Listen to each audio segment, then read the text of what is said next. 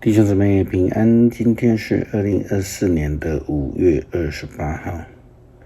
今天的经文是诗篇20篇，出埃及记第25章第1节到22节，哥林多前书第2章第1节到第10节。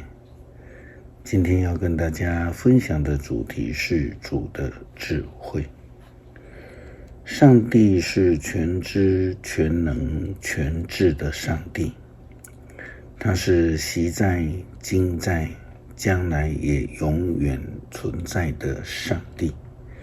圣经经常以上帝会使什么事情或是使什么人怎么样甚至提到说上帝使法老心硬。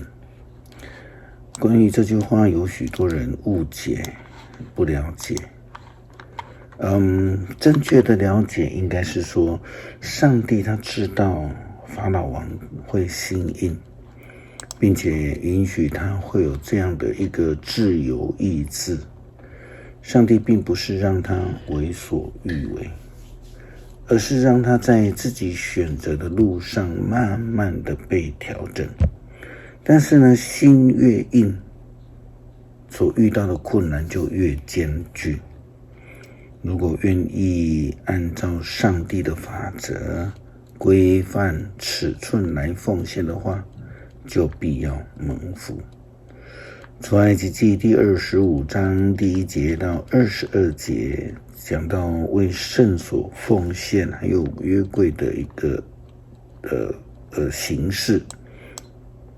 上帝对摩西说，你要吩咐以色列人献礼物给我，凡乐意奉献给我的礼物，你们都可以接受。你们要接受的礼物是金、银、铜、麻纱、蓝色、紫色和深红色的羊毛，山羊毛织的布料，染红的公羊皮，精美的皮料，金合欢木，灯油，制造圣油和香的香料，用来镶在大祭司以弗得圣衣，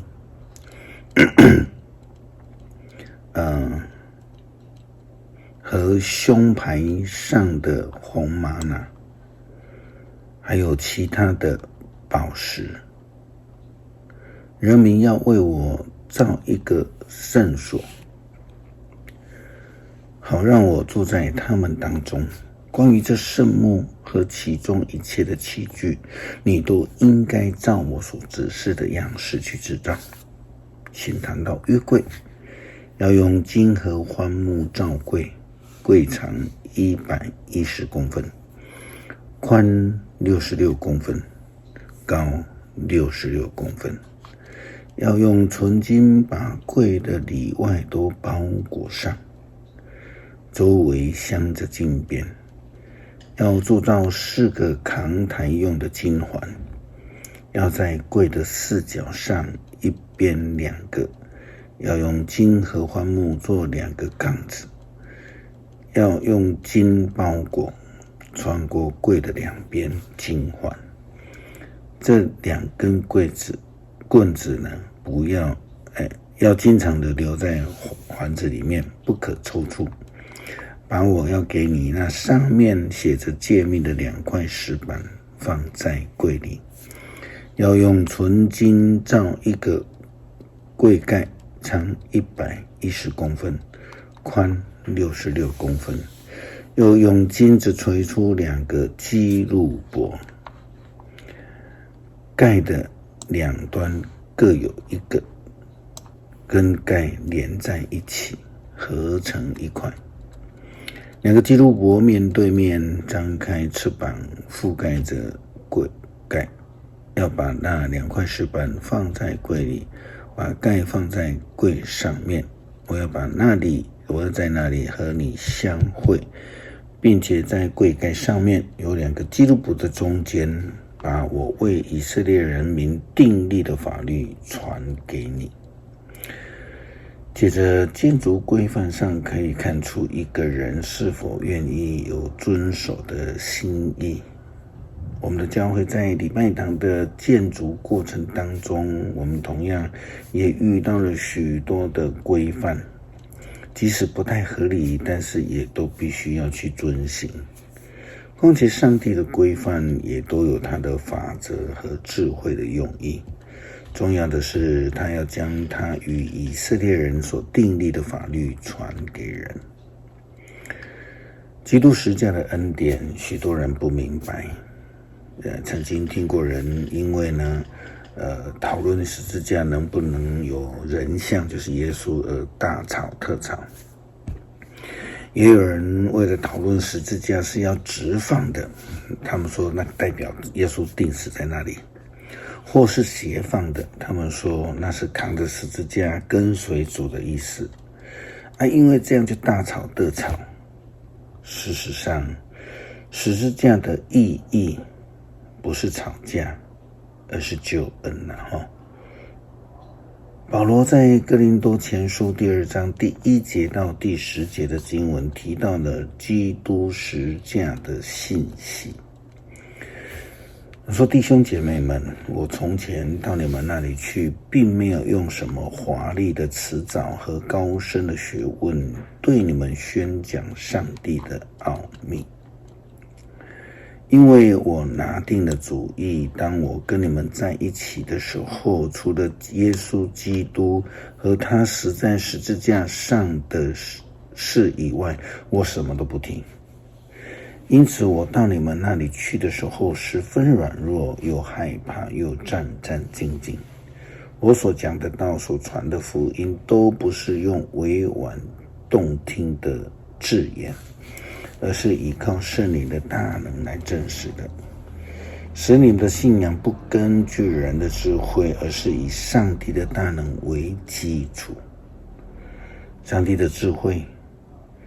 然而那一些灵性成熟的人，我也讲智慧，只是不讲属这世界的智慧，也不讲那一些即将没落的世界统治者的智慧。我所讲的智慧是上帝奥秘的智慧，是那向人隐藏着，却在创世之前已经预定要使我们得荣耀的智慧。世上的统治者没有一个懂得这智慧，如果懂得，他们就不会把荣耀的主钉在十字架上了。正如圣经所说，上帝为爱他的人所预备的，正是眼睛没有见过，耳朵没有听过，也从来没有人想到的。但是上帝借着他的灵，把他的奥秘启示给我们。圣灵细察万事，连上帝深藏的旨意也能细察，这才是真正去明白、了解、接受上帝借着基督所赐下十字架的救恩。